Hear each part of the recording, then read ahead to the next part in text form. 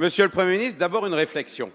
Nous avons un président de la République qui est pro-européen, mais dans cet hémicycle et pour votre majorité, tout est la faute de l'Europe. L'huile de palme, faute de l'Europe. Les migrants, la faute de l'Europe.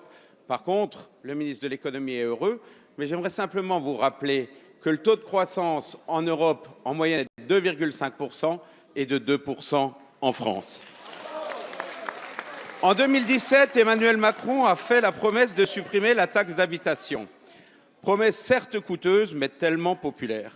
Il vous faut désormais mettre cette mesure en œuvre, promesse juridiquement mal évaluée et financièrement mal calculée.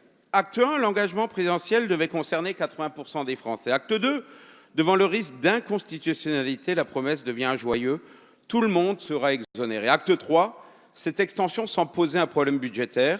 Les résidences secondaires seraient sorties de l'engagement présidentiel. Ce petit tour de passe-passe permettrait d'économiser 3 milliards d'euros, alors qu'il semble bien difficile de financer cet engagement de campagne. Pour les propriétaires de résidences secondaires, la taxe serait maintenue, alors que ce sont eux qui utilisent le moins les services publics locaux. Ils prendront aussi de front l'évolution de la taxe foncière, qui augmentera de toute évidence pour compenser la perte du dynamisme de la taxe d'habitation. À l'heure où la vie a de plus en plus de mal à résister dans de nombreux territoires ruraux, la présence de résidences secondaires y joue un rôle majeur.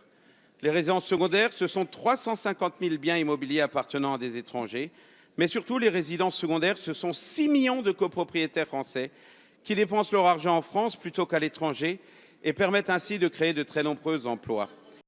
Monsieur le Premier ministre, pouvez-vous dire à 6 millions de propriétaires si oui ou non ils vont être les derniers taxés, ce qui constituerait un déni de sincérité par rapport aux discours tenus lors de vos campagnes électorales? Merci, monsieur le député. La parole est à monsieur Gérald Darmanin, ministre de l'Action et des Comptes publics. Monsieur le Président, Mesdames et Messieurs les députés, Monsieur le député Laurent Furst, vous avez raison, la taxe d'habitation supprimée, c'est une mesure populaire. Et populaire, c'est ce qui manque peut-être à l'opposition, en effet.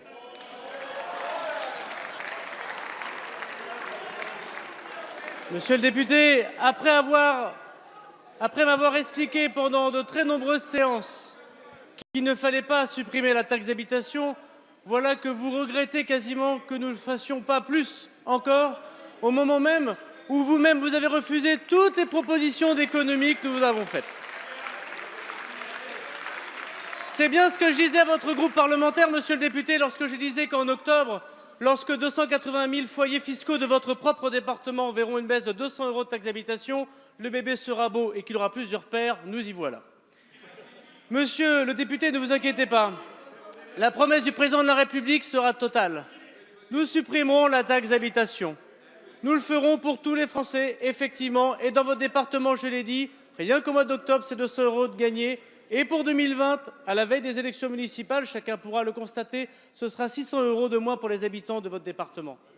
J'en profite pour vous dire que ça n'a pas été fait. Ça n'a pas été fait, monsieur le député, au détriment des collectivités locales. Vous dire qu'à Strasbourg, commune que vous connaissez bien, c'est plus de 900 000 € de dotation qu'il y a eu cette année par rapport à l'année dernière.